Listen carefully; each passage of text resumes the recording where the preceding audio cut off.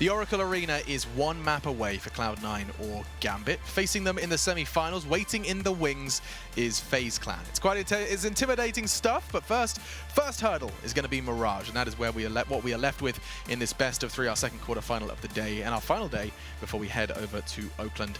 I'm excited, I'm sure these guys are as well. We have Spunj and we have ourselves Nothing. It's going to be relatively quick because the game is almost ready. But I think first things first, I'm going to divvy up teams each. You'll never guess who gets Cloud9.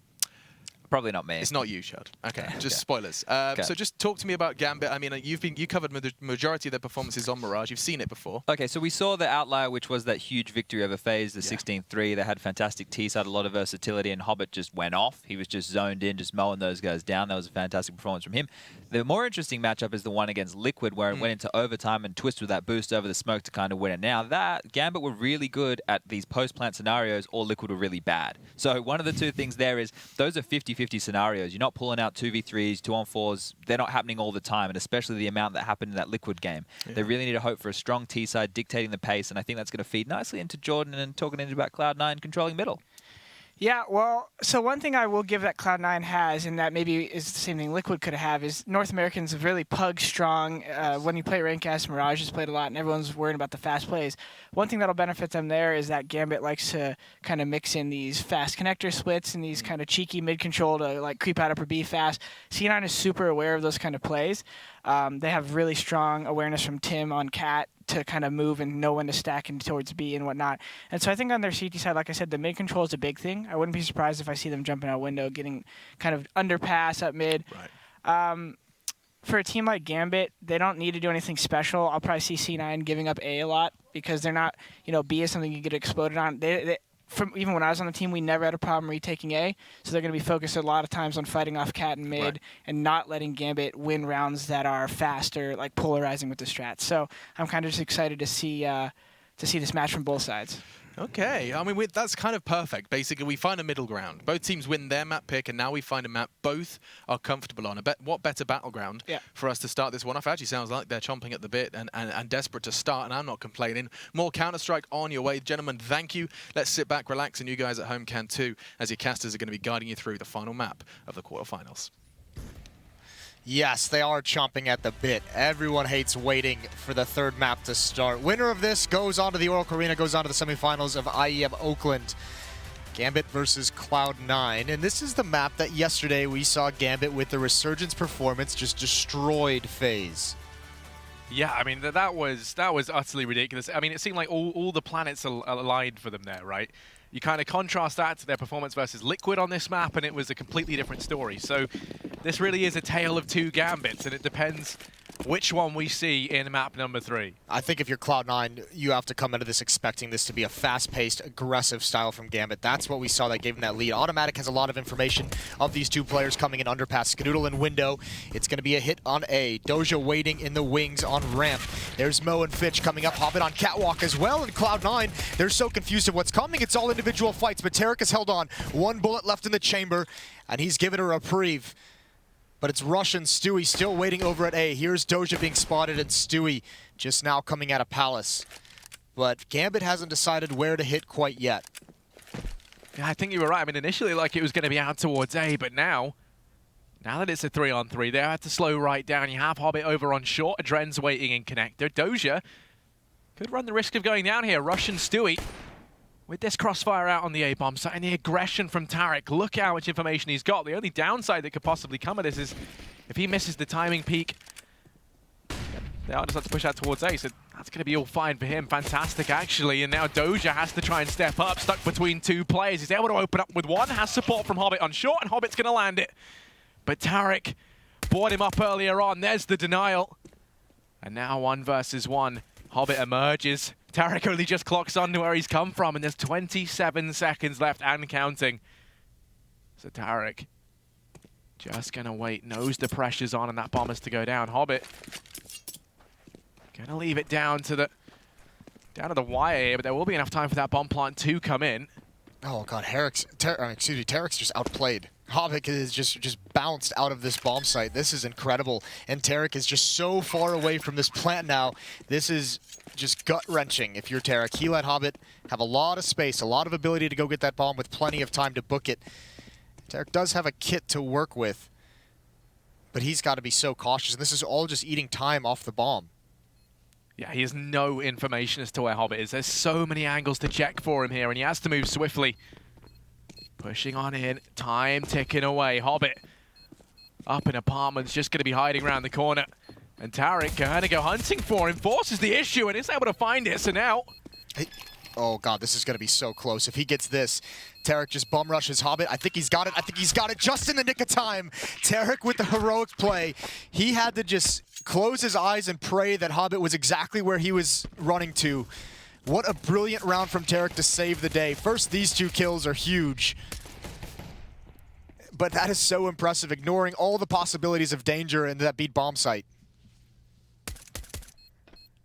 I mean, that was played very well. He knew he was strapped for time. He knew he had to act quickly. You can't just let someone sit up in apartments and, you know, abuse the clock on that bomb. So that's the round on the board for Cloud9. They get the pistol. They want to try and get this off to a good start.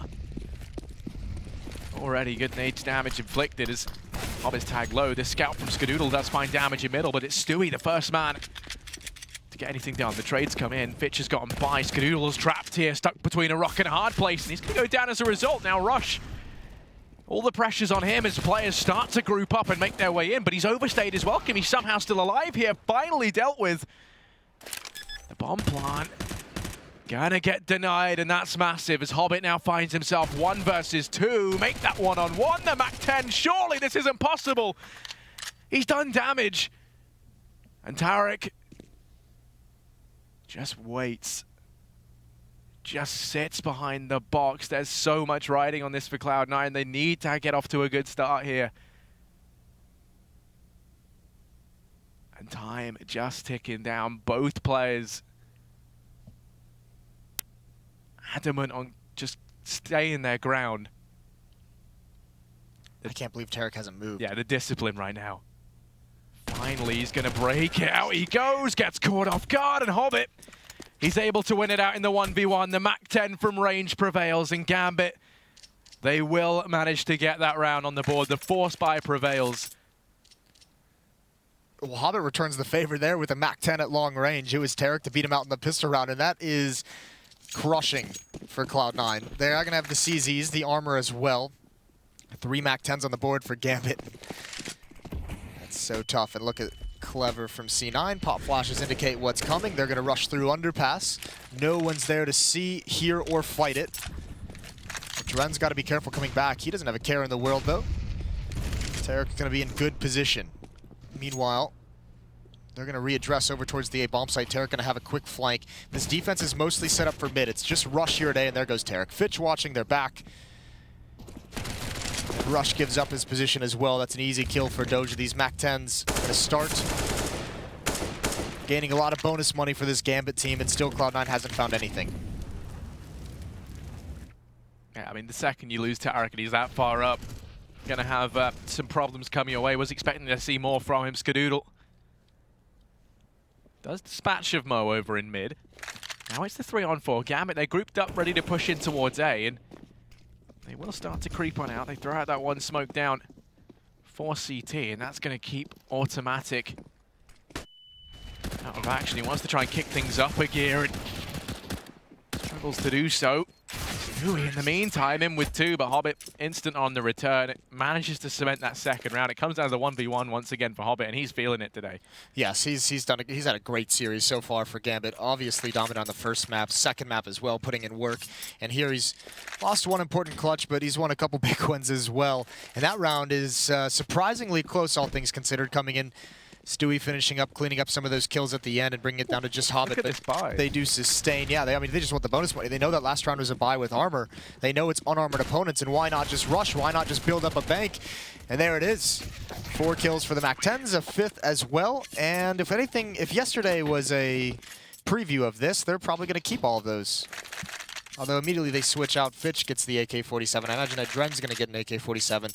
But having 3 MAC-10s in your arsenal, you can do something very fast that could catch Cloud9 off guard. More pup for Skadoodle. He's going to be taking that over towards B. 3 players here early on, so likely going to try their hand at some aggression up and towards apartments, you'd imagine. the early peek does come in from Skadoodle. No time for that, though, because Gambit, they've already rushed down through mid. They want to try and play things fast and loose with the MAC-10s, but Automatic and Stewie, they're not happy with that. 3 frags between them, and now it's just Doja and Mo left standing.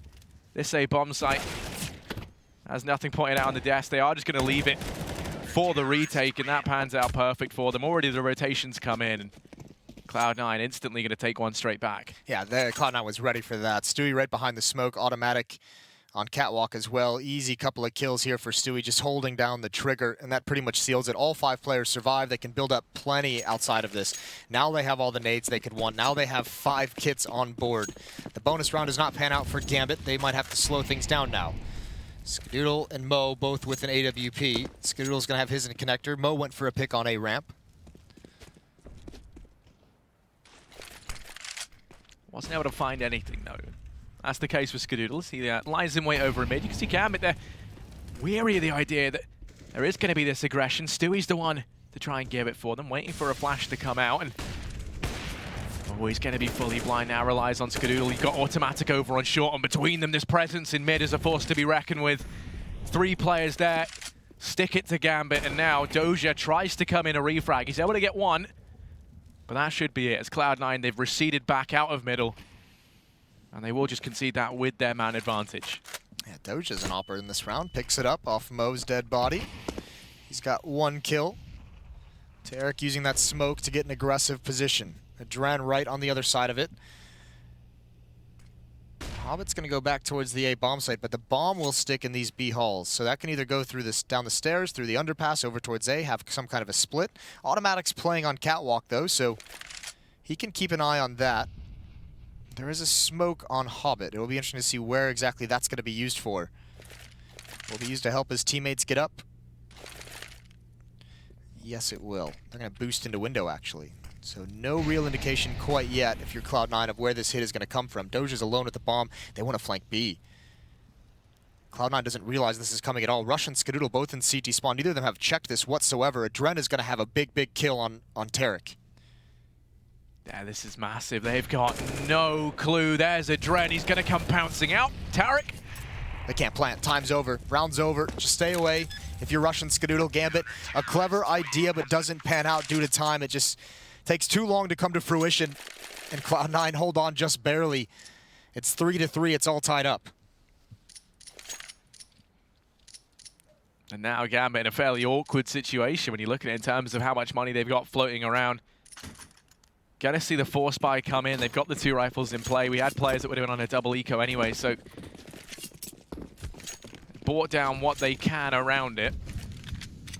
Now, Skadoodle gonna be holding mid this time. Playing it from window, waiting to see if any aggression tries to slip through that smoke down short. But it's actually apartments where their attention is going to have to get refocused towards. Automatic's tagged very low over here on short. He only able to get 1. Skadoodle's rotated in, and that was a quick flick. As he's turned it back into a 3-on-3. Going to go charging in. Skadoodle gets kept at bay. And now it's the man advantage up for Gambit with bomb planted. These are the exact rounds that gave Gambit the advantage over FaZe, as these fast-paced, Automatic, and Taric not ready for that kind of hit over at the B bomb site. Stewie with the flank. He'll find Doja. Doja's not watching this at all. Flashbang is out. It blinds him. Blinds a second player. He can't get that kill. It's Rush's turn coming into the site. He adjusts, but he can't find it. Mo wins that duel with the pistol, and Stewie's got to move fast. He does have a kit. Turns around spinning, but Hobbit cleans it up. Big kill for him, and more props go the way of a guy who just recently was inexperienced, but now he's got it all. 4-3 for Gambit, and I think that's going to deplete most of the money on the Cloud9 side. And they're going to go for an interesting buy here. Great flick from Skadoodle. It's just not enough. A double op setup comes out for C9 with CZs surrounding it. Yeah, I think Stewie's looked really good on the secondary AWP for them. Skadoodle's definitely been feeling it as well early on. So they go for a high-risk, high-reward buy, and Stewie is over in middle. Has to be careful because Hobbit is wrapping around through lower tunnels. Plays it around this smoke, but Mo going to go ahead and decapitate him down in mid. Skadoodle does what he can on short, but he's tagged within inches of death. And already this A bomb site's come crumbling down. The only linchpin here is Rush as he gets left undetected. They've got no idea. Doja hasn't checked it, so he will pay for that with his life. Rush has to fight his way out, though. He can't just sit there. And look at Gambit's progress across the map. There's a player in CT spawn. Hobbit just waiting, and this should be a pretty free kill, all things considered. Actually, not at all. He misses the shots into a 3-on-3. But still, Cloud9 hasn't moved from the B bomb site, and Rush is going to have to make yet another heroic effort. Yeah, I mean, he's gone back in for more. Not a fan of shying away from the action. Rush, it's all eyes on him. He hears the bomb plant come in, nearly denies it. Does find great damage on Tomo, but Adren is there to polish him off. And now Skadoodle, 7 HP in a dream, hands rotated into CT. Gambit just going to play this super passively. They know that there's very little on the cards right now for Cloud9, so a save will be in order. Gambit going to be onto a 5th round. Skadoodle keeps the AWP at least. Yeah, that's tough. I don't mind the investment that Cloud9 does there with 2 AWPs. It's tough that nothing comes from them. They've at least salvaged the second one as well, at least for the time being, unless it gets hunted down. But they'll have both of them moving forward, so it's basically going to be identical round, identical chances to find some kills. But Gambit have a big advantage here. 5-3 on the T side already, and they control the money. How much is C9? I don't think you invest anything outside. Like, you've already made the investment. You don't buy up on the other 3 players now. You have to get the rifles. You have to get the M4s back. Yeah, they're just going to have to grit their teeth here. Tarek actually going to invest down into armor.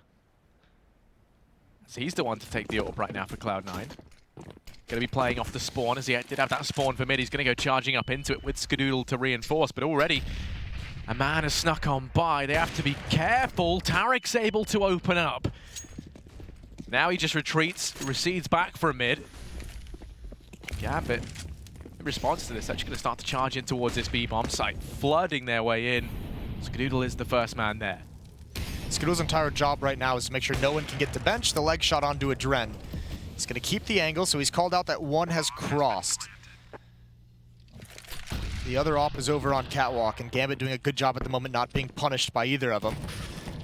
There goes automatic. There goes Rush, and it's just Tarek boosted up who misses the shot. Again, they might have to sit this out, especially because Skadoodle is down.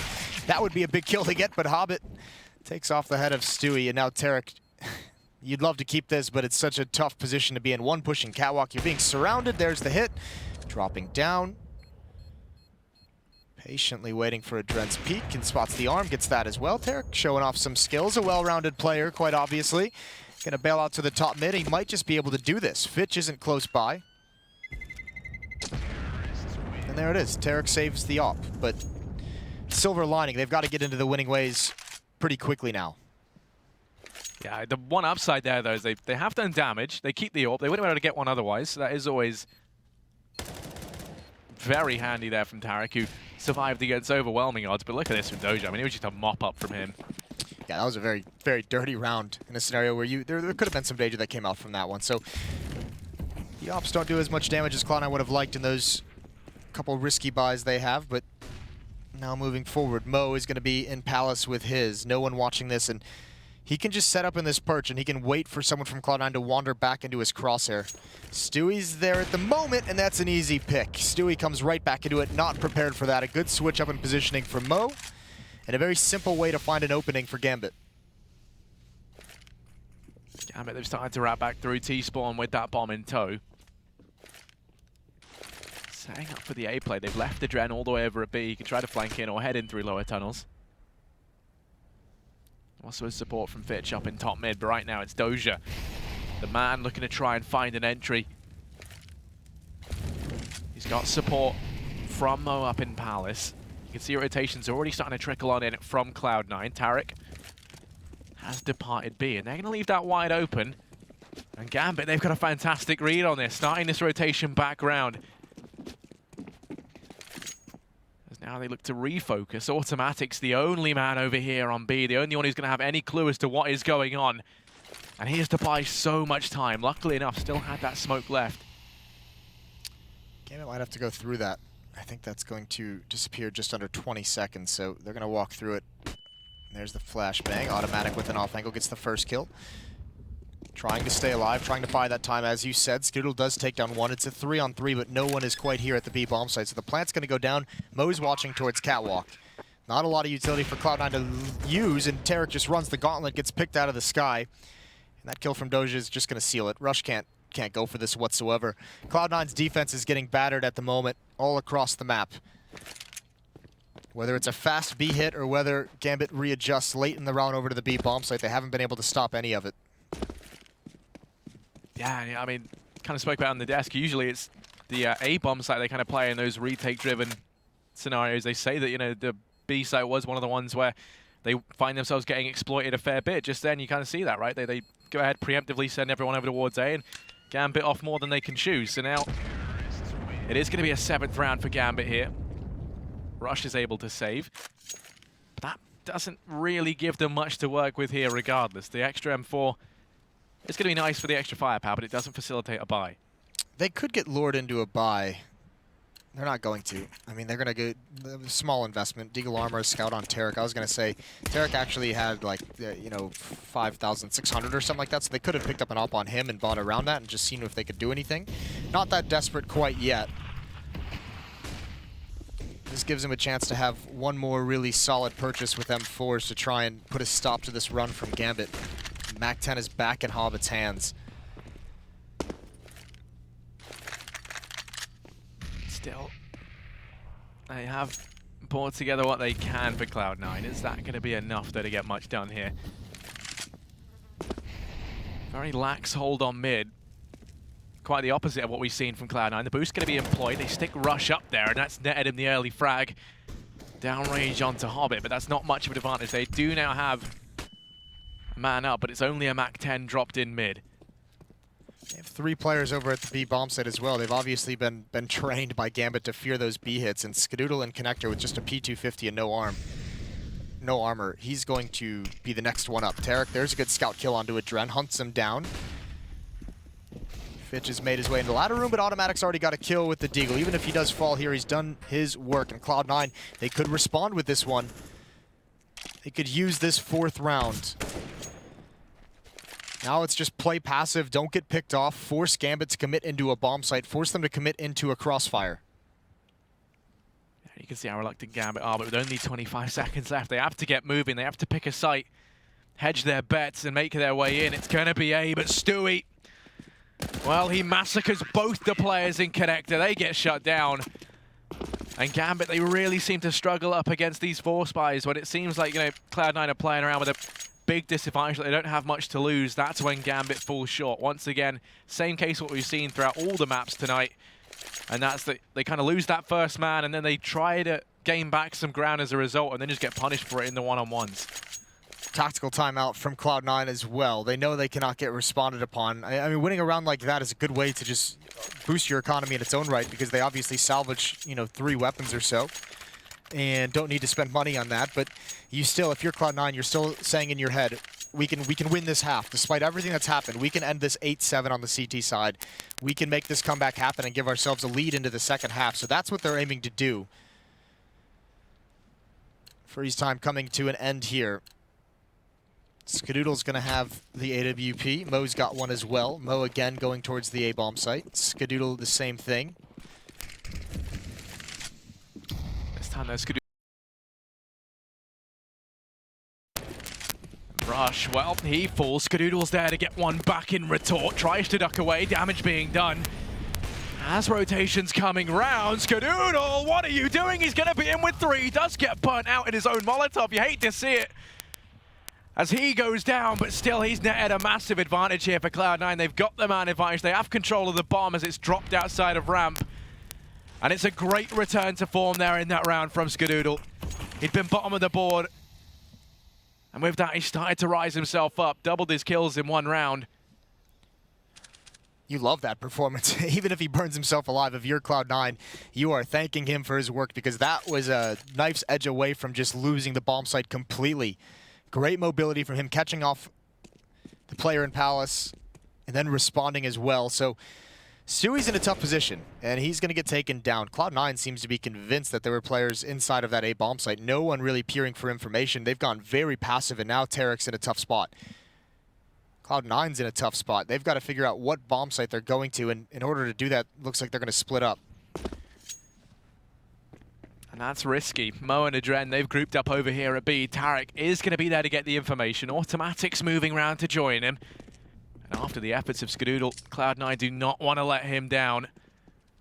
Tarek remains hidden. There's so little time left. He's forced their hand, peeks into this. He's dropped the bomb, and that could be all the difference. Adren now left 1 versus 2. Has to take the fight, and Tarek, he's going to do it. 1 versus 2 inside the site. Saves the ult forward as well. Cloud9, they're going to be springing straight back into action. You said so yourself, they could still win this out with 8 rounds in this half. And that's what they want. Now they've finally done the damage. And yeah, I know, this replay from Skadoodle was just absolutely ridiculous. You can't even really fault him for it, because even though he's not being pressured when he goes down the ladder, he has no idea. I mean, that's purely playing by instinct and just trying to find your next opponent and then trying to get the hell out. So he runs to his own death and his own fire. Finally, Cloud9, they get to take a breath of some sort. I mean, they're still going against an investment. They're still going against pistol armor, which is dangerous, obviously, and a good amount of utility, but I think they'll take this. Although they can't lose it. They lost, remember, they won the pistol and they lost the second round, so another one of these would be the backbreaker. 5-7. Skadoodle with the opposite window. Doja and Adren are going to make their way through underpass, and the rest of their teammates are just waiting for them to get into position, and there it is. Smokes are out. Stewie, he's got a decision if he wants to play in front of him. They're going to play retake on A, though. Russia's going to be behind his own. Adren and Doja, they're coming up now. Stewie's got to be careful, but he's going to go right through the smoke. There's the bomb down. He's got 2 more. Holding the off angle, finds Hobbit, and above comes Mo to clean him up. Skadoodle's not ready for that from Doja, though. Adren takes him down, so there's some danger here. Late rotation from Tarek. He's going to get tagged low in the process, so he's no use to Cloud9 here. Instead, it's Rush and Automatic inner side of the site, and Doja, he makes things risky. Cloud9 able to get back on top of that situation, albeit just by the skin of their teeth, and that was not much of an investment from Gambit. Now comes the real deal, and this is where the metal is going to be tested for Cloud9.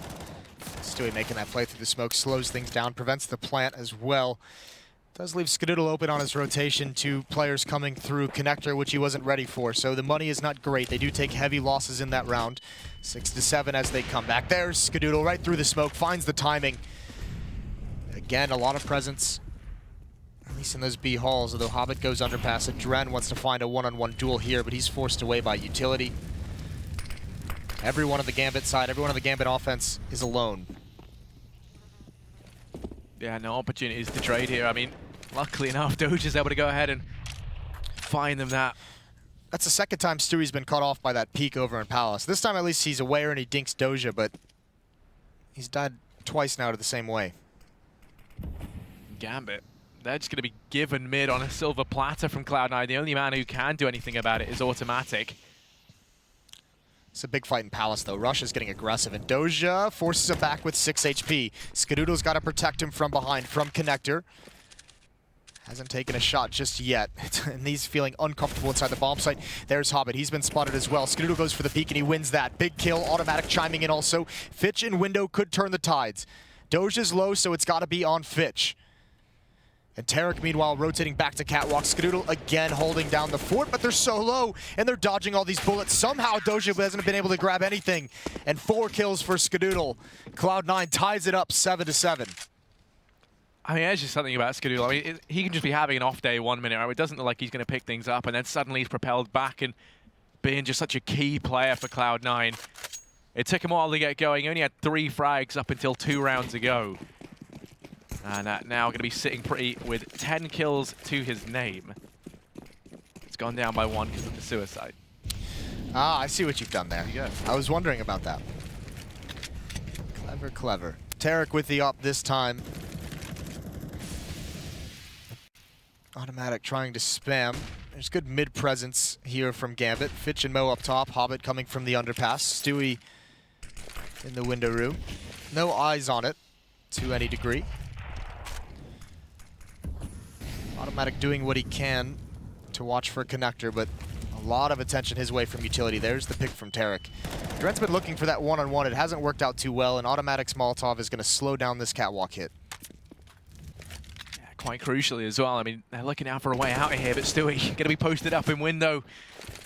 Denies the presence of Mo. They've been allowed to slip up through Connector. And into jungle. Stewie still waits, holds down the fort, and Cloud9, they do exactly as you said, Jason. They're going to be able to win out the half with an 8-7 scoreline over Gambit. And you got to be so happy about that ending this first half. It looked so scary for C9. They took the timeout, and you know that's what they said. You know they said, let's win these last 5 in a row. Let's go into halftime with a lead, and they do just that. 8-7 for C9 in this final map. Loser goes home. We'll see how it ends after the break.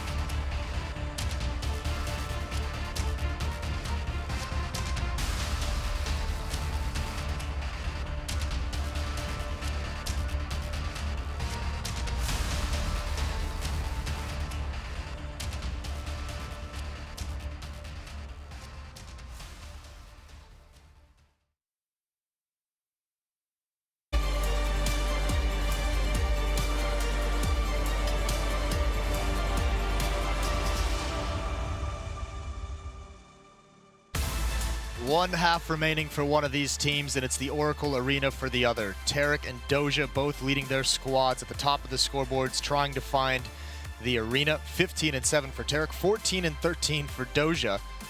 Taric involved in a couple of those early clutches, but he's had a bit more help than Doja. He's had a couple great rounds from Stewie. Skadoodle's obviously come alive a number of times with that AWP. Cloud9 make a great comeback in that first half. Now they just have to close it out. And for Cloud9, order of the day going to be aggression over here towards middle. They wait and see if Gambit try their hand at aggression. Clearly been watching their demos from the FaZe game because we saw how frequently Adren tried to go for that mid aggression. This time though, it's a more passive stance that nets them the man advantage. There's the man in question down in connector. As Adren and Hobbit between them just dispatch of this mid play. Rush tries to gain what ground he can over here at B. Doja going to go ahead and fall out of fashion with that because the B bomb site without the bomb is a picnic without sandwiches. Now it is just Skadoodle left. Speaking of sandwiches, he's going to go down there. Rush is left 1 versus 5. That was a great mid setup from Gambit. They were all peaking at different times, and I mean, obviously the early pick helps, but there was just too many Gambit players for Cloud9 to overcome at that range. No utility to kind of isolate them from any different attack, so also really struggled to find one player they could group up on just because there were so many of them to fight. And it's just down to Rush. This is looking like a pistol round for Gambit. Cloud9 won the first one, but lost the second round, so take from that what you will. Right now, I mean, Rush doesn't even have armor to play with, so Aim Punch going to play into this. He's allowed to slip by. They know where he is now with only 30 seconds left.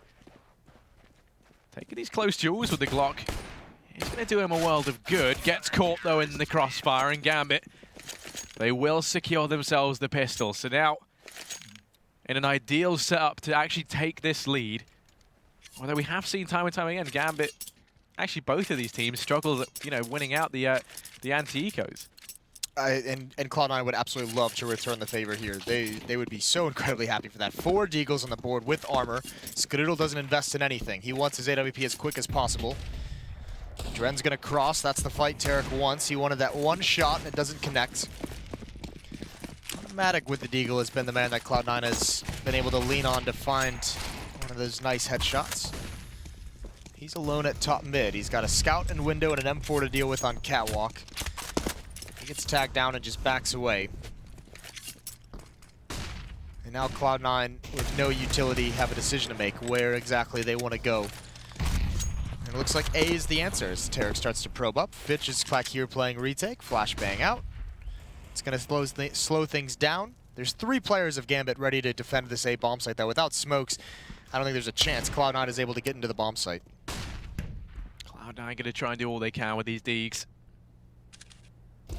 Mo gonna peek into ramp. There are 3 players here. That leg shot does some decent damage, and in the meantime, he reads it well. Rush tries to go in and inflict damage back, but pays for it with his life. Now, Cloud9, time working against him. Only 40 seconds left, looking displaced. Taric started to rotate off. The bomb still waits at ramp. They're going to look to split into this, and that scout is still doing damage. Stewie falls to Mo in mid. The trade will come through. And now 25 seconds, this push finally going to begin from Cloud9. Taric grabbed himself the scout. Gets caught off guard from short. Does find some damage to Doja, but it's automatic and Skadoodle left to try and clutch. With only 10 seconds, automatic, a man in a dream, has to knock things up a gear, and this man, he's going to do it. Does find 2. Hobbit trades, but those Deags were fire. I mean, he really salvages that investment from Cloud9, because if Automatic doesn't get those last 2 kills, then, I mean, you don't do as much economic damage as you like. So if you're not going to get the plant, if you're not going to get a chance to win in a post-plant, then you might as well at least inflict that kind of monetary damage in that sense. So nicely done from Automatic right at the end to find something out of that. But great job from Gambit. It's just Glocks they're going against. Automatic actually has a Deagle based off the kills. I think that a couple kills there prompted him to just say, if I invest in 1 more, I'm not losing money on it. So, nade out. That's going to land right at Stewie's feet, and he's going to burn. You hate to see that. You do hate to see it. They're going to try and run boost over. Oh, but it's Mo there, not with a scout or with an AWP. It's the M4. Doesn't fool him. Not the ideal place to be. Those Glocks can do damage, but here's Doja in with the backstab. A couple of kills come out. Mo actually didn't hit a single bullet on that run boost, so he got real caught off guard by that. And then the follow-up. So, into the first gun round, critical for Cloud9. You don't want to let Gambit start running away with this early and have to make a comeback in map 3. Op into Skadoodle's hands. Op in Mo's hands as well. Both of them with 11 kills, or I guess technically 12 on Skadoodle since he burned himself, as you mentioned. Mo's going to have his towards mid. The bomb, Rush, and Skadoodle and Stewie are going to go towards A. It's a Dren and Fitch playing close up here. They've already got a lot of presence down through mid. Mo's not hitting anything with this AWP, and as a result, look at the positioning of Automatic. He's going to go charging into window, and they've got no idea. Luckily enough, Hobbit tries to get things back under control, but it's Automatic in this position that if Doja keeps creeping forward, he could very easily go down. In the meantime, yeah, it's a huge kill for Automatic to get. Now he's kind of split this defense. You can see they're so fixated on dealing with him. They've had to keep Mo and Hobbit waiting in the wings. And Cloud9 going to start this rotation over to B. Automatic, if he gets in there now, he could clear this site. Hold things more aggressive up towards shop and deny these rotations. It's kind of cool because it was Automatic initially in mid when he got that position that kind of was a lurker, and that's how he gets that kill on a Doja pushing up on catwalk. Now that he finds that success and he creates an avenue to get out, it's Stewie who becomes the lurker in Palace. Now they have a decision to make because they don't really have a lot of utility to cross up and go to the B bomb site, but they've at least forced Hobbit back over to B. They've forced Mo to be very passive because they don't have control of window room, so they can use these smokes and the 2 Molotovs wisely. They can find some entries onto this A bomb site. There's 25 seconds left. They're going to have to speed this up. Yeah, time once again, the bane of Cloud9 here as they start to push in. Fitch is able to do one. In the meantime, Adren rains death down from CT, and it's a bit of a massacre right now, but Skadoodle, he's a fan of that. The bomb plant will come in. Rush, damage inflicted across the board, is allowed to get the hell out of there, and he's still lighting these players up. Mo left 1 versus 2, has to swap out to the rifle, starts to sneak in, and Rush is able to do it. 3 frags for him as he gets the hat trick and locks down the A-bomb site there for Cloud9. That's an aggressive peek from Rush with low HP. I mean, if he dies there, he's got his teammate Skadoodle with an AWP, an unwieldy position. He's got a Molotov this whole time as well. I figured he would use it at some point, but he just takes the fights and wins. Dinked there. This is the risky play here, but a good shot onto Mo. Big win for C9. They get their 9th. Gambit call a timeout. They're out of money. Adren's got 5,600. He's the one who can feel comfortable buying whatever he wants, but the rest of them would be back onto pistol, so this is going to be a save for Gambit. So Cloud9, they do reset. It goes back to those Deagle kills that Automatic got right at the end that forced the rebuys and a couple of Glocks in the following round. So we've got what could very easily be a tie game on our hands pretty quickly here. I mean, we've got a Deeg purchased up for Fitch, but that is literally it for Gambit here. P250 going to come in late from Hobbit just to prove me wrong. Cloud9 stacking up at ramp, and they're very wary of the fact that Gambit might try something aggressive here, might try and switch up the pace as the money has run dry. Mo holds things aggressive. Fitch is over on stairs. Now the push comes in. They don't check for Mo. He does find damage, but that's it for him as Tarek lands the quick flick on up. The push now starting to trickle on in. There's everyone here from Gambit. They're going to be using that boost that Liquid used against them just the other day to try and net an advantage. It's not meant to be, though. There's a rifle there. You can see they're desperately trying to claw their way onto it. Dojo to pick things up. But he'll fall promptly after. Fitch left 1 versus 4. Just wants to try and inflict any extra damage at this point. Oh, how's he been allowed to push so far out? Tarek was holding the angle, but Skadoodle's the one to find the frag. It's going to go 10-10, all tied up. You'll notice as well, Cloud9 is employing a smoke onto stairs that doesn't land at the top of stairs. It lands a couple steps down, so it still blocks off any defender that's there, but it allows Stewie the ability to jump over and have clear vision and take fights around the edge of it. So that's something to look forward when it comes to the gun rounds. Tarek, a little bit lucky there. That wasn't a CZ or a P250 because that could have done a lot of follow-up damage, but that kind of a save round was all for this next one as Gambit buys up and they invest into it. Mo's going to have the op. They do have a UMP on Doja, but they've got a couple of N4s as well. Tactical pause out of Cloud9. They know this is a big round. Every round is essentially big down the stretch here. 10 more rounds in this 3rd map, potentially. Winner going on to the semifinals in the Oracle Arena starting on Saturday. And they would be playing FaZe, and Cloud9 would be playing in front of a home crowd. And we all know Gambit has had one of the teams that's had probably the best edge over FaZe in the past in this impressive run out of FaZe. So a lot of implications that can go into that semifinal. But right now, going to be seeing Mo. He's got himself the AWP. Currently waiting a connector. And Cloud9, once again, a complete switch up. It's going to be almost everyone over here towards B. They do leave Tarek behind. This really is crunch time now for Gambit. I mean, their economy has bottomed out. They've got $300 between the 5 of them. So buying to the next round is a no-go. Even if they win this, they want to try and win it cleanly because it's not a similar story for Cloud9. They'll be able to get something together regardless. Well, they're hoping this small amount of pressure from Tarek is going to keep some players over at A, maybe make them adjust their positions across the map. We'll see. Keep your eye on the mini-map if anyone moves. At the moment, it's just a Dren who considered it, but with no actual presence at A, that does essentially nothing. So it is going to be Hobbit and Doja to defend this B bomb site. If the hit does indeed come in there, there's the peek from a Dren. They do lure him in like that. They find another way to get him out of position. The flick from Mo doesn't work. He looks like he wants to go for a re-peek. He's got to be careful. There's players up on Catwalk. That's Stewie holding the position, waiting to pounce a wall of smokes, and it looks like Cloud9's going to come right through it, and there goes Doja. He's down to Rush, and he's found Hobbit as well, and there's the kill from Tarek. Surrounding the bomb site, Skadoodle chiming in on Mo. That is a dominant round. Gambit never saw it coming. Yeah, second they lose the Dren down to mid, you can see the amount of pressure that's applied. Cloud9 just funnel everyone down through short and apartments.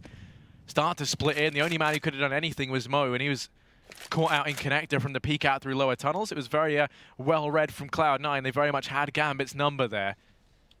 And Fitch, desperate to save this M4. That's just so, I mean, it's so many different fakes and feints being thrown in, and for a team Cloud9 that's often described as not being the most tactical team, there's a lot of thought and strategy put into a round like that. Tarik just throws minimal with no presence over towards A. No one even budges. Then you throw the wall of smokes and they execute over towards B. And that forces a Dren to peek in mid just to get the information, because he's just confused of what's happening with utility on 2 different bomb sites. And he's in perfect position to get picked off from Catwalk. And then obviously you have Mo who gets into a fight, and you put a flanker like Stewie into connector, and he can wreak havoc. So great job by Cloud9 of pulling the defense a lot of different ways and then getting players in the correct positions in the cracks that it creates to destroy them. Cloud9, they're very much in the driving seat here in this round. Once again, it's early presence out towards mid. Looking to try and use these rifles at range, but they do have the advantage over Gambit. Fitch, of course, carried the M4 from the previous round. He's going to be waiting over at ramp with it. It's Cloud9. They're afforded control of middle. You can imagine the players here. They're just going to sit pretty, wait and see if Gambit try to force the issue anywhere across the map, and wait for them to make a mistake. Step out of line in an act of desperation.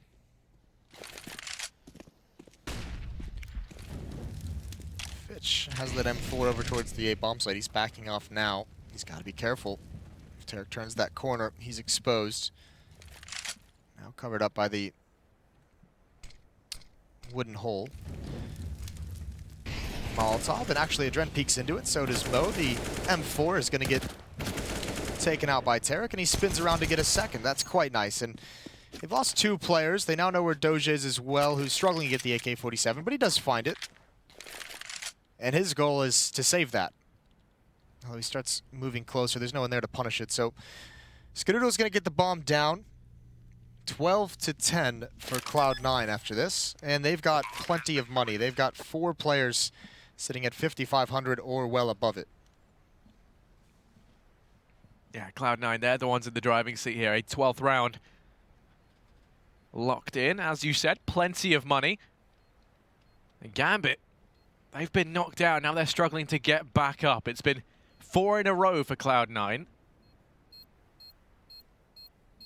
We haven't really seen too much out of Gambit in these rifle rounds. They've had 8 out of a...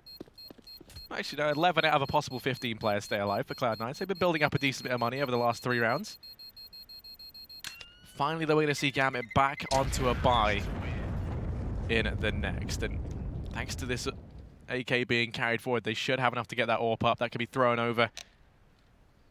That's no problem.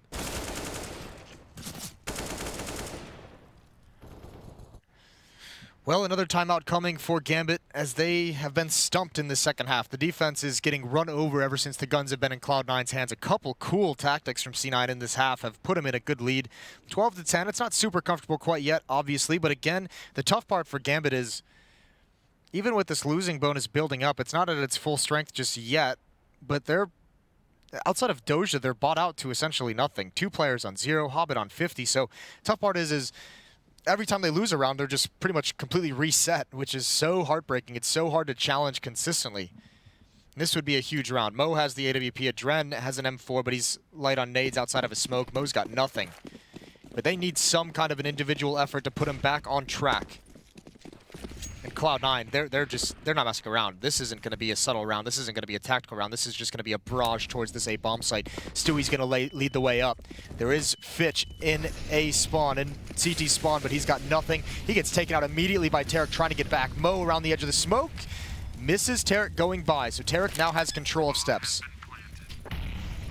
Yeah, man advantage for Cloud9. Bomb planted, everything going their way. Dren's able to find good damage in through that smoke. Mo, he's dropped down Stewie. Of course, Tarik still resides down in CT. They have to be cautious now. They're going to start to try and make their way in.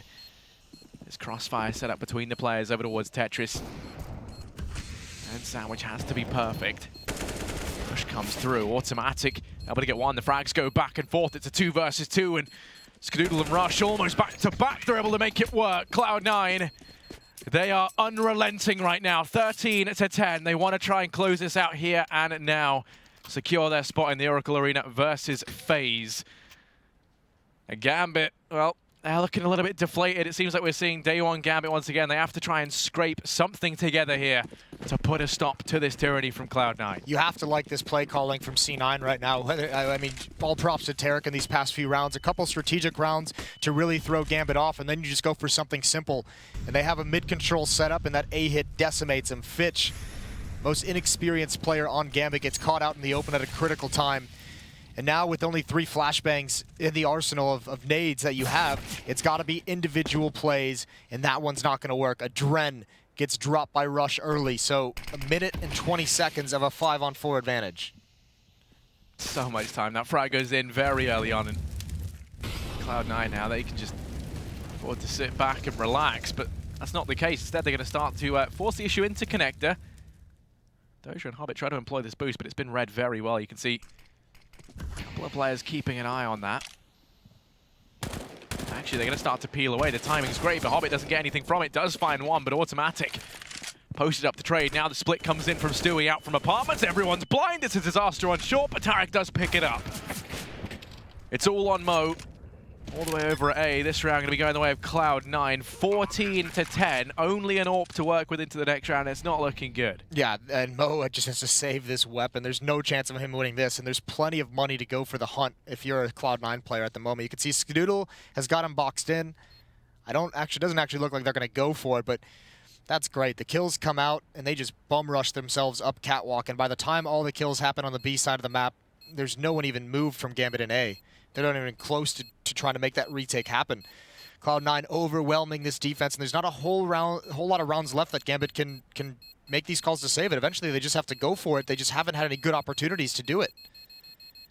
14-10, and again, they're in that cycle of buy whatever you can, which is mostly just FAMASes with light utility.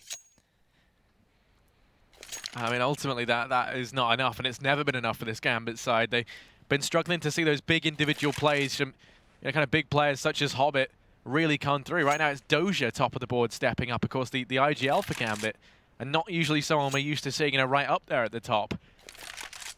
Fitch still having a fairly quiet game. He's had a couple of tough rounds on the CT side. The one that comes to mind is just that straight-up execute from Cloud9 where they pick him off trying to jump away from Ticket Booth, and that's maybe some inexperience shining in. Although we did see him at Malmo, his first tournament, where he was phenomenal in that kind of a retake position. Either way, this time it's not working out. It's been 6 straight rounds for Cloud9 on this T side. Once they've gotten the guns in their hand, and now they have the economy to back up any kind of play they want to call out of the book. So Gambit maybe conceding just a bit here since these half buys haven't worked. They want to have everything they possibly can to fight for overtime. They have an AWP on Mo and 4 CZs surrounding it. And Mo is going to get aggressive. This is what you want to see. If this is your buy coming into it, you tell Mo to go find a kill, go find a pick and advantage so that these CZs can really go to work. And while he doesn't find a frag up in the top of mid, he does get information. Didn't see anyone there. No one was holding the angle from Cloud9. They know it's not going to be a mid presence that we see. Instead, now as this utility just bombards the B-bomb, so that could be enough to pull up a significant number of rotations here, and it looks like it will be a fake from Cloud9. As that bomb doubles back, Rush and Tarik try to sell what they can. We haven't seen an over-rotation. The lack of anything here at B. It's going to come, because Rush and Tarik are about to redo and execute at this B-bomb site. I imagine they're going to hit it, and that's going to pull a lot of rotations, especially if they get just 1 or 2 of these kills. And that'll be perfect for automatic Skadoodle and Stewie over towards the A. They're in Palace. They're waiting patiently. Now they're lining up these smokes and flashes. In they go, as you say. Now they look to Celis, make it look like they're double fake. And Adren, well, he's going to peek into Palace. He does take one with him. That's the information gained. And these rotations are already coming in from Gambit. The bomb plant will get denied. Fitch able to pull that one back. Skadoodle's up in Palace and completely out of position. Tarek falls up on the boost, and Skadoodle, he'll go down shortly after Gambit. They managed to get that round back under control and get an 11th round. That's got to be worrying for Cloud9. You try and throw a fake in here on Gambit. They've worked all to this point, but not that time. And it's just the decision of Adren to push forward instead of rotate away. His idea to flank through Palace. They find the bomb. So all the rotation's going to the B bomb. So you can see, as soon as he gets the kill, we're not going to see the replay, but as soon as he gets the kill, the rotations just stop. They just stop and everyone moves back towards A because the bomb's been spotted on the radar. Now they have a new breath of life. Adren behind the smoke, he's going to make a play, but it's shut down by Automatic. Mo is in connector, he picks off Automatic, he can't recover in time. That's Tarek continuing the pace. And Skadoodle now finding Fitch as well. The A bomb site is lost. Even with a chance, Gambit cannot stop this Cloud9 attack. Yeah, Doja's done what he can to try and rein this one in. Oh no, this is really risky. Oh, she's going to get away with it, but you were kind of gritting your teeth there, unsure as to the fate of the man. Right now, Doja and Hobbit left in a very tricky retake. Doja's tag low. Hobbit does have a decent bit of utility to try and work with. Starts to throw in the barrage. Skadoodle and Stewie with this crossfire that's going to cause them so many problems. Rush gets found. Hobbit's been tagged low, and then Skadoodle finishes him off. That will be a 15th map and series point here for Cloud9. Oh, that's tough. Smoke just popping up, and Fitch was seen right before it plumed, so great job by Skadoodle reading that through the smoke. Yeah, this is last-ditch effort for Gambit, but here's the cool thing, is because they won that previous round they won was with all CZs, and they pretty much upgraded 3 or 4 players. They have plenty of money. So last-ditch effort to switch into a double-op setup. Hobbit's got one, Mo's got the other. Cloud9 again. This round it looks like they're not going to do anything fancy. Tarek is going to be at the back of mid playing passive. 3 players poised on A ramp, and Stewie and Palace. But Hobbit, Fitch, and Adren are all here. Yeah, they ought to be walking into the more stacked of the two. This is it from Cloud9. It all accumulates down to this moment here. They want to try and close this out here. And now. Stewie waits. Weary of that aggression we saw from Adren earlier on in Cloud9. They get cold feet potentially. They're going to start to rotate players away. Leaves the bomb there, so still the opportunity to head in towards A bomb side, but it looks like they might try and focus on mid before they commit to this. Mo's got a great angle though. If he doesn't get flashed off this, he does. Cloud9 very aware, and then he loses the battle to Tarek. Just a side swipe from that AK-47. Mo can't even react, and there goes Adren. He responds with a push, and it goes nowhere. Fitch is alone at A, and he's gone, and it looks like Cloud9 has done it. Oh, Hobbit, though, wants to try and prove you wrong. Bomb plant still yet to come in. Doja trying to lock it down with the AWP from short. Bomb will go down. Doja's held back by that smoke, and for the time being, Hobbit is all alone in CT. Smoke fades, Skadoodle's on the other side, and now Hobbit 1v4. It all comes down to this. He's been on fire today. He's able to get the first, starts to make his way in, but Skadoodle and the rest of the gang hold the angle. Cloud9, they will win out the series 2-1. 16-11 on Mirage. They managed to get the job done. And it all started with a huge comeback in the first half. They were getting battered, but Cloud9 in that second half was strategic. And they've done it. They're going to play in front of the home crowd at IEM Oakland. We're going to send it over to the analyst desk for the GoDaddy recap. The GoDaddy post-match breakdown. Cloud9 performing on North American soil for the North American crowd. It is locked in. They'll be meeting FaZe in the semi-finals of IEM Oakland. Gambit to fall as well, and a full 3-map blockbuster. Got myself Sponge and nothing. I think we'll just kind of go in relatively chronological order to try and decompress and understand this map fully. Mirage, we already acknowledged in the pre-match chat that this was going to be the balanced map. We had, each team winning their map pick relatively well. This was our middle ground, and did that represent it? I mean, the score does, but did the gameplay? Yeah, I think so. We started off with Cloud9 being 7-3 down, something along those lines in the first half, and from that point, they really had to grind out rounds. It looked like Gambit were probably going to run away with that first half and put up a really dominant scoreline, but I guess it was individual plays which got the Cloud9 guys in some risky decisions. You see Tarek pushing up mid with the AWP, which is, it doesn't pay off. Skadoodle getting Mo through the mid smoke, lots of stuff like that you can't really count on, but those are the things that Cloud9 are able to pull out of their back pocket because they have such explosive players. the comeback on the first half really set the tone going in the second. To be able to win that 7-3 down, get 8-7 at half, that's fantastic. You know, that shows the mental resilience and the change in Cloud9. And Jason's observation, Jordan, was that Cloud9 looked tactical, strategic on their T side. They looked well structured. It was, I mean, there was, you know, you actually were helping us in a great deal in actually understanding what we were watching when we were sitting here. Myself and Chad kind of, you could observe that there was something new afoot for the T side. I mean, round 21 is a great example.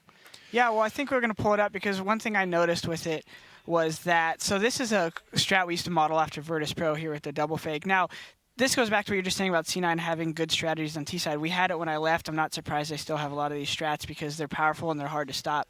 What's basically happening here is they're going to throw 2 smokes at B and look like they're going to hit it. And it's kind of like a double fake because they do a second wave, but at the same time, they do a little pressure up connector so it looks like it's an obvious normal fake and you're going A, and then they kind of split up cat. And then, you know, we're going to look at something after, but for now, let's focus on this and what it causes the CTs to do. So they're forced to basically respect the B hit. And if you see the blue dot on window right here, this is exactly what Cloud9 wants. They want this guy to clear mid. To see that it looks like they're going up connector right here. See, now Moo. Now look at the guy B. The second guy B is moving through market right now. And boom, those 2 guys now have a 2v1 at the one guy B. So they're now able to capitalize on the site. Even if the trades went unevenly mid and it was a 4v4 right now, this is still an opportunity to get a 3 versus 2 in the after plant, which actually it even went better. And they got the 4v2 to the 4v1 and they win. It's fantastic that Cloud9 are able to do this, right? And they obviously identified the fact of what we were talking about, that Gambit love playing from the sites. They love to play those turtle setups, and they give a lot of respect and don't play too aggressive for too much information. When that happens, you can execute time and time and time again, and you really saw Cloud9 reaching into the depths of their strat book and just throwing everything at them. It was great to see. And it's so crazy as well because you can see evidence of that same strategy being, you know, deployed again. In fact, we can look at round 25. We were watching this one, Jordan. You were like, "Here it comes again." You kind of almost got it to the T. So with this one, it's the same concept, but in this case, so right before this happened, actually, so before the 3 walked palace, we didn't get to see it on the replay, but they threw the same double smokes B, and a lot of times, so this didn't actually work out. It was a great play by Fitch at A, and everyone to kind of pull this off. But what really happens here is by C9 doing those same 2 smokes, you have no real info when you're on CT to know if it's a fake or not a fake, so everyone's forced to hold their ground. So in this case, C9 expects one guy to be A, but their Gambit did a good job. The guy was close palace. They weren't expecting that. They expected more of maybe a passive hold. But it is a kind of cool thing that C9's done for a while, and they can keep doing it because, you know, Chad, when you're on CT there, what can you say even if you know C9 runs that? Hey, guys, hold your spots. Yeah. You know, you can't. You don't get much out of it, so that's why it's a cool strat. And something that was very interesting is you get to see reactionary strategies, Chad. I mean, we're actually going to take a look at the round after that failed execute double fake.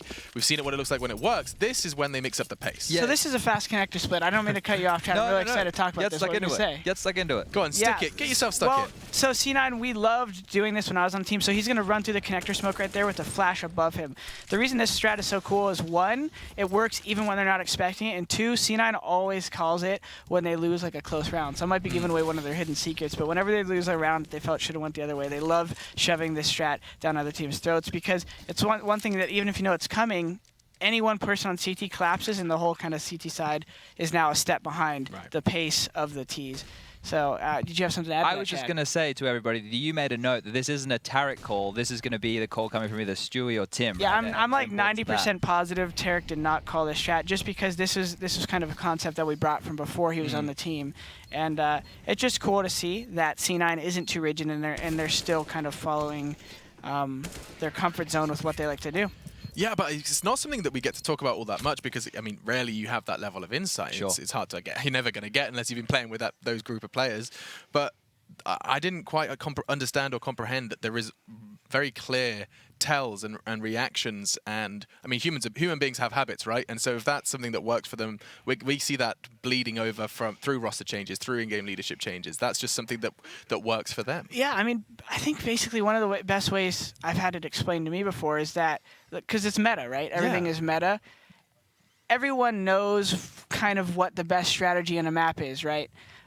It's about making them think you're going to do the obvious thing and doing the other thing. And the concept sounds super simple, but that's, I think, what's so exciting about Counter-Strike. You know, you have such a simple game and simple maps, but you have a way to kind of ever change the strategy and approach by kind of getting in the heads of your opponents or getting too far ahead. So it's really neat to see, and watch that as a fan of the game. And, the brain behind the brigade for Cloud9, or at least one of them, is standing by with Stunner now. We do have Tarek for the post-match interview. That's right, Tarek. You guys have toppled not one, but two major champions this tournament, now taking down Gambit, finding yourself a spot in the semifinal. Let's just talk a little bit about the end of the game to kick this off. How did that one come to play? How did it come to fruition? Who called that? Stu was helping a lot during that Mirage game with calls. I want to give props to him. But even all my team, Tim was helping a lot on Cobble too. So even though I'm the designated caller, everyone has ideas of their own, and it makes it a lot easier for me. So I'm happy about that, and I'm just got to close it out. Sort of like an input system. Everybody's giving a little bit to the piece of the pie there, and specifically it helps too when you have a player like Skadoodle coming out and just opping the entire world, I suppose. Yeah, Tyler was playing great. I know he gets a lot of flack, but a lot of people don't know what's going on within the team because it's only the outside perspective. So he's a great teammate, and he does his best to help us. And he doesn't deserve all that flack that he gets.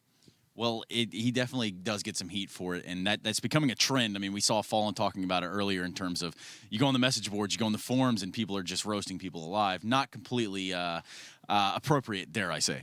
Yeah, I mean, you can't really tell what's going on from the outside because you don't know what kind of contributions he's making to the team, and it's not easy to tell, so yeah. Well, you guys do have FaZe up next. That will be your next matchup in the Oracle Arena in front of a big crowd. Talk to me about playing in front of a crowd on home soil. Yeah, I think it's going to be great. We have a lot of fans coming out, I'm sure, and I hope we get all that support. FaZe is going to be a tough opponent, but with all the support of the fans, I think we'll be able to push through. Well, best of luck to you guys. No bias there, of course. Either way, we're going to give it back to the Xfinity Analyst Desk one more time. Thanks so much, dude. Yeah, we'll be seeing more from Cloud9 and Tarek over on Saturday, where they'll be playing their semi-final bout versus FaZe. Anything that kind of standing out from that interview, Jordan? He's talking about the criticism Scar receives, talking about the support framework, which we've already covered in terms of leadership. I mean, what's jumping out from that one? Yeah, I think it's just cool, obviously, to see them get each other's back, see the camaraderie on C9. I was a part of that same vibe. And, I think it is important to remember. You've been a part of teams where everyone has kind of roles. You had someone like JKS on your team who everyone's going to say, oh, the kid never talks, he's not doing anything. But everyone kind of has a role, and you make the strategy around that. And it is cool to see someone like Tarek encourage for the fans to read between the lines and not always just look at the scoreline. So. Yeah, stats don't tell the whole story. I mean, Chad, you've always been an advocate for that statement. Yeah. Sometimes they do, though. Sometimes they do provide real insight for sure. Yeah, they can't be forgotten about or ignored. They can't be forgotten, but it is important to be open-minded. Context. For sure. Context is important. Context to statistics. Yeah. Just like life. Just like life. And the final thing I think from that interview is playing in front of a home crowd.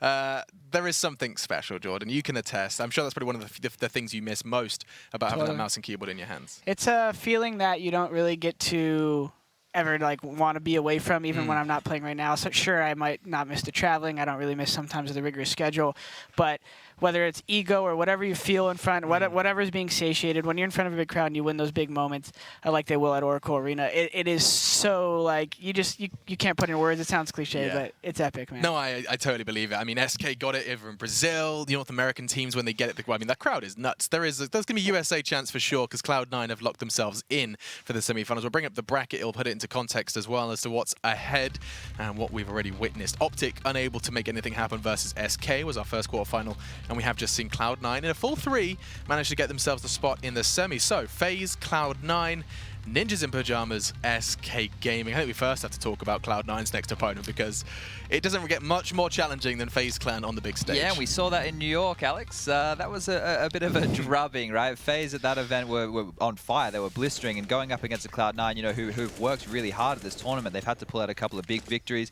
They beat the likes of Astralis and SK on Train, and they've showed different brands of CS, very strat heavy like we just saw, and free flowing. Taking on a team like FaZe who can do exactly the same thing, and firepower is probably even deeper, is going to be a tough task. They are very intimidating. Every single player is filling in. I mean, this is from one map, but it already looks like a frag movie. You've got the likes of Nico, Guardian as well, getting those 3Ks, even on the T side, just entering into bomb sites, and that's what they're going to be up against. That's the reality for Cloud9. They do have a day to prepare, and admittedly, it will involve some travel. They're going to be off flying over to Oakland as well. They're going to be getting themselves ready and as prepared as they can be for Karrigan and his band of AIM stars. These guys are the creme de la creme of Counter-Strike, and they are waiting in the semi-final. You'll be able to see them if you do join us in the Oracle Arena for IEM Oakland 2017. On the other side of the bracket, Ninjas in Pajamas locked themselves in slap bang straight into the semi-final. And I think that took a lot of people by surprise, but there is some real positivity surrounding the Ninjas in Pajamas roster currently, Jordan. Yeah, I mean, Rez and Draken are relatively new, as you see here. I remember one of my last games when I was playing for C9, we played against him, and he just has that kind of epitomizes the Swedish kind of up-and-comer, someone who kind of just is a free-flowing player. You kind of see him take these battles and duels in the open and always win them. His Deeg is insane, his AK is insane, his pistols in general are super gnarly, and I think just quite in general, this NiP needed this in recent time. Definitely. You know, they have so like Forrest, he could probably play till he's 40. He could, you know, like literally these guys are animals, but you need that inspiration, right? You need that motivation. I think Rez and Draken are these kind of just kids who want to play. But that's it. They want to play, and they could do a lot of it. So it's exciting to see that with the old NiP faces. Absolutely, though. They needed that star, needed that Rez who will be playing on that big stage. Long time coming, and they're still coming into their own, Draken and Rez, and getting to play on a big stage once more. Defending champions NiP, obviously different roster, but going up against an SK who, I guess they had the final last time. They played in the final of Oakland last year, so they're going to want revenge for that one, I guess. A grudge match is going to be going down in the Oracle Arena in Oakland on Saturday. So there's going to be a little bit of a day's break. You can go and play some Counter-Strike instead of watching it, and then you'll be back with us on Saturday when we return for the semi-finals in the arena for IEM Oakland 2017. We can't wait to see you there.